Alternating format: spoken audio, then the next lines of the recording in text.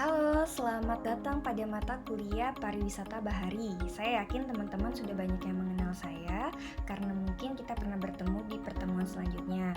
Nah, pada hari ini, pertemuan pertama, saya ingin memberikan sedikit pemaparan singkat tentang konsep ekowisata bahari. Saya yakin teman-teman sebenarnya sudah paham dengan konsep ekowisata bahari secara keseluruhan. Nah, di sini saya akan memberikan pengantar agar kita nanti lebih mudah dalam mengikuti perkuliahan. Nah, untuk petunjuk pembelajaran teman-teman bisa melihat di halaman pendahuluan yang sudah saya berikan. Nah, untuk konsep ekowisata bahari sendiri, ketika kita mendengar kata bahari, pasti kita sudah terpikir bahwa ekowisata ini tentu saja berhubungan dengan kelautan, karena memang di Indonesia sendiri itu sebagian besar kita terdiri dari laut daripada daratan. Nah, lanjut. Nah, ini adalah wisata bahari, usaha yang menyelenggarakan wisata dan olahraga air, termasuk penyediaan saran dan prasarana, serta jasa lainnya yang dikelola secara komersial di perairan laut, pantai, sungai, danau, dan waduk. Nah, perlu dicatat bahwa sebenarnya wisata bahari itu tidak hanya di permukaan lautnya saja, tetapi ada yang di bawah laut, ada juga yang di tengah laut. Nah, macam-macam sebenarnya, nanti kita akan pelajari ke sana. Jadi, sebenarnya intinya wisata bahari ini tentu saja wisata yang berhubungan dengan kelautan.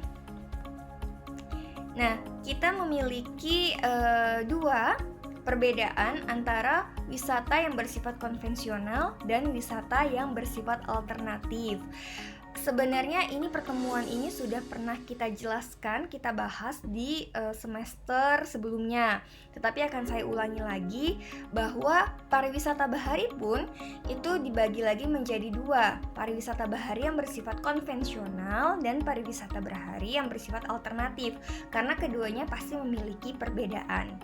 Yang pertama, ciri-ciri umumnya ya, kita bisa melihat bahwa kalau yang bersifat konvensional, perkembangannya cepat, namun terlepas tanpa faktor sosial atau lingkungan dalam jangka waktu cepat, namun sektoral dikelola dari jarak jauh.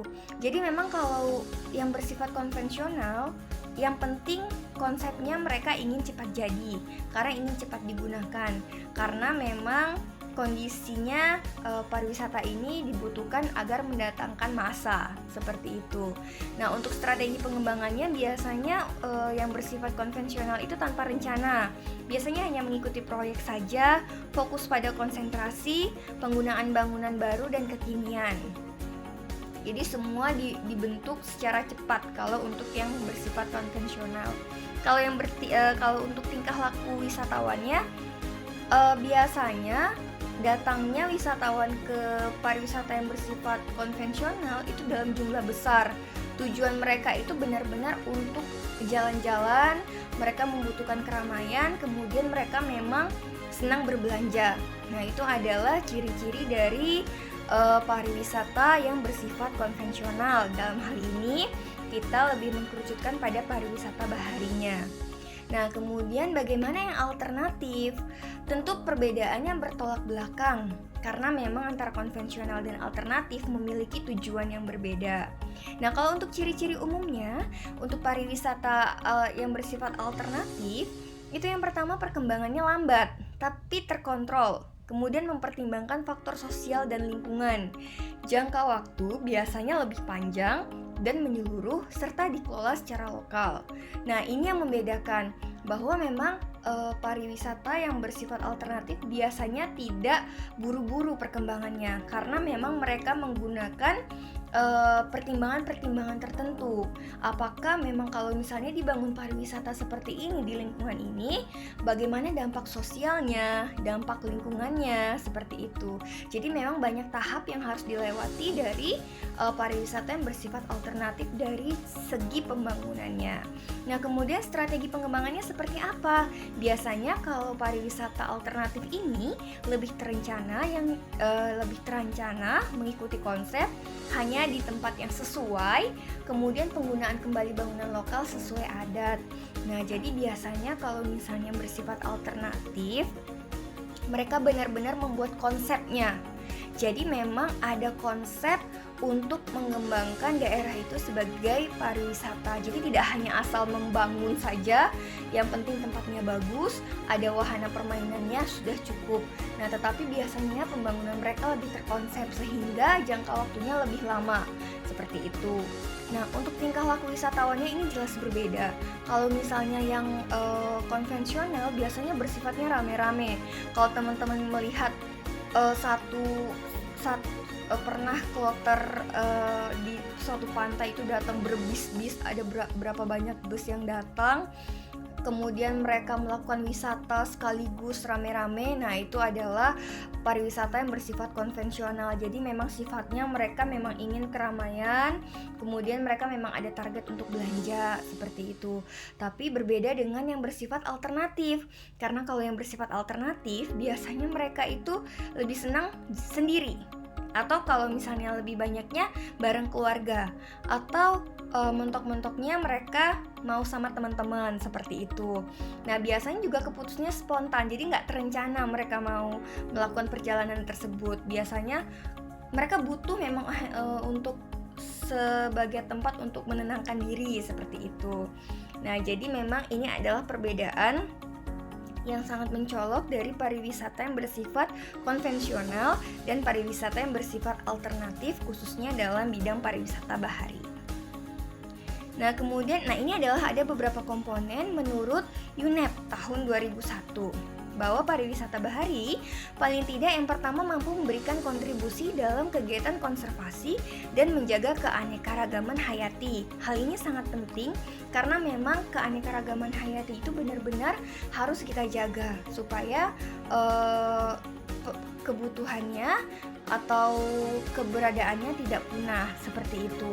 Yang kedua, adanya peningkatan kesejahteraan penduduk setempat. Jadi pariwisata bahari ini tidak hanya memberikan keuntungan semata, tetapi keberadaannya memang memberikan peningkatan kesejahteraan. Seperti mungkin dengan adanya kegiatan tersebut atau wisata tersebut dapat memberikan atau membuka lapangan kerja baru bagi penduduk lokal yang sesuai dengan konsep yang telah dibangun oleh pariwisata bahari tersebut. Nah, kemudian wisatawan yang datang mendapatkan pengalaman dan pengetahuan. Jadi kita datang tidak hanya datang menikmati keindahan alam, kemudian kita berbelanja, tidak hanya seperti itu. Tetapi kita mendapatkan satu pengalaman yang baru, kita mendapatkan satu pengetahuan yang baru, mungkin tentang sejarah, tentang kehidupan yang ada di sana, tentang masyarakatnya, seperti itu. Dan yang terakhir, partisipasi masyarakat setempat untuk aktif dalam kegiatan wisata yang dikembangkan sangat ditekankan. Jadi kita sangat berharap dari adanya wisata tersebut, masyarakat itu aktif dalam kegiatan-kegiatan apa saja yang dibuat, seperti itu. Jadi kita mengikut sertakan masyarakat untuk mengembangkan pariwisata bahari yang sudah kita rencanakan. Nah, ini adalah aspek-aspek kuncinya. Kita bisa lihat bahwa kunci dari pariwisata bahari sendiri, yang pertama, jumlah pengunjungnya terbatas sesuai daya dukung lingkungan dan sosial budaya masyarakat. Ya, seperti yang tadi saya jelaskan. Kemudian, pola wisatanya ramah lingkungan. Nah, ini yang berhubungan dengan nilai konservasi tadi. Kemudian, pola wisata ramah budaya dan adat setempat. Jadi memang mengangkat budaya-budaya yang ada di lingkungan tersebut serta adat-adat. Jadi kita ketika kita datang ke tempat wisata tersebut, kita merasa puas bahwa ada sesuatu yang bisa kita bawa pulang ketika kita melakukan perjalanan wisata. Kemudian membantu secara langsung perekonomian masyarakat lokal. Nah, paling tidak dengan adanya pariwisata ini, karena memang ini dibangun atau didirikan bersama dengan masyarakat setempat, ini akan menjadi salah satu ladang bagi masyarakat setempat untuk mencari rezeki atau mencari pendapatan lain dari kegiatan pariwisata tersebut. Nah, kemudian modal awal yang diperlukan untuk infrastruktur tidak besar karena memang sifatnya lebih pada keadat istiadat, sifatnya lebih terhadap konsep, jadi modalnya biasanya tidak terlalu besar.